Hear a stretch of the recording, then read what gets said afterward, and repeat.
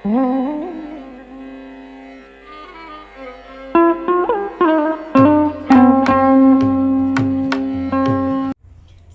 குரூப்பில் இருக்கக்கூடிய அனைத்து நல்வுயிர்களுக்கும் சிவைய நம.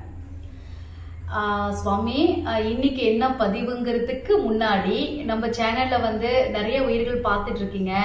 எல்லா உயிர்களுக்கும் இலவசமாக ருத்ராட்சம் அனுப்பலாம் அப்படின்னு நான் முடிவு பண்ணியிருக்கேன். யாருக்கெல்லாம் ருத்ராட்சம் வேணுமோ கீழே தட்சிணாமூர்த்தி அப்படிங்கிற ஒரு எண் வரும், அவருக்கு தொடர்பு கொண்டு நீங்க ருத்ராட்சத்தை வாங்கிக்கலாம். இப்ப வர மகா சிவராத்திரி வருது, அதுல பூஜை பண்ணக்கூடிய ருத்ராட்சம் விபூதியோட உங்களுக்கு கொரியர் மூலியமா வரும். ஆனா ஒரே ஒரு நிபந்தனை, கொரியருக்குலாம் என்கிட்ட காசு கிடையாது. அதனால கொரியர் சார்ஜ் என்னவோ நீங்க அவர்கிட்ட ஒரு ஜிபே மூலியமாவே போன் மூலியமாவே, இது போன் பேன்லாம் சொல்லுவோம் இல்லையா, சரியான எனக்கு இது தெரியாது, ஏதோ ரூபத்துல பணத்தை செலுத்தி கொரியருக்கு நீங்க வாங்கிக்கோங்க.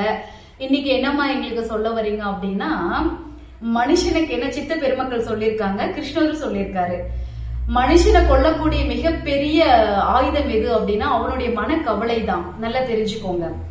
மரணமாவது என்னைக்காவது ஒரு முறை அவனோட உடம்ப கொன்னுரும். ஆனா மனக்கவலை அப்படிங்கிறது தினம் தினம் அவனுக்கு ஒரு மரணமாமா, தினம் தினம் அவனை கொல்லுமாமா. அதனால உங்களை கொல்லக்கூடிய மிகப்பெரிய ஆயுதம் எது அப்படின்னா மனக்கவலை. மனசுல கவலையை போட்டு வைக்காதீங்க, உடனுக்குடனே அந்த கவலையை தொடச்சிருங்க. அப்ப நமக்கு ஏன் கவலை வருது? நம்ம எதிர்பார்த்த மாதிரி ஒரு விஷயம் அங்க அமையல, நம்ம நினைச்ச மாதிரி நமக்கு ஒரு விஷயம் அங்க நடக்கல, நம்ம நிறைய ஆசைகளோட ஒரு விஷயத்த பண்ணிருப்போம், அது அதாவது அழிஞ்சு போயிருக்கோம், அதாவது நிராகரிப்பு ஆயிருக்கும், அந்த இடம் வெற்றிடம் ஆயிருக்கும். அப்ப நமக்கு நல்லா தெரிஞ்சுக்கோங்க, நாம எதிர்பார்த்த மாதிரி ஒரு விஷயம் அங்க அமையல, அதனால நமக்கு துன்பம் வந்திருக்கு. அது என்னவா கூட இருந்துட்டு போட்டோம், அதை மனசுல போட்டு நமக்கு ஒரு மனக்கவலை வந்திருக்கு இல்லையா? அப்ப இந்த கவலையை சுமக்க இந்த கவலை என்ன பண்ணுமா, அடுத்தடுத்த கவலைக்கு வழிவகுக்குமா. அதனால உங்களுக்கு ஒரு முறை மனக்கவலை வந்துருச்சு அப்படின்னா அது உடனே போக்கிருங்க.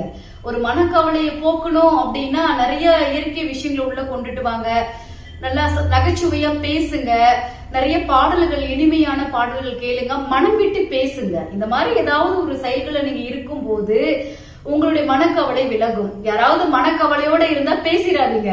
யாரு உங்களை புரிந்த நபரா இருக்காங்களோ அவங்க கிட்ட மட்டும்தான் உங்க மனக்கவலை போக்கக்கூடிய சக்தி இருக்கு. புரியுதா சுவாமி? அதனால சிந்திச்சு மனக்கவலை இப்படியும் போக்கலாம் அப்படின்னு அடியன் சொல்லியிருக்கேன். சிவாய நம. திருச்சிற்றம்பலம்.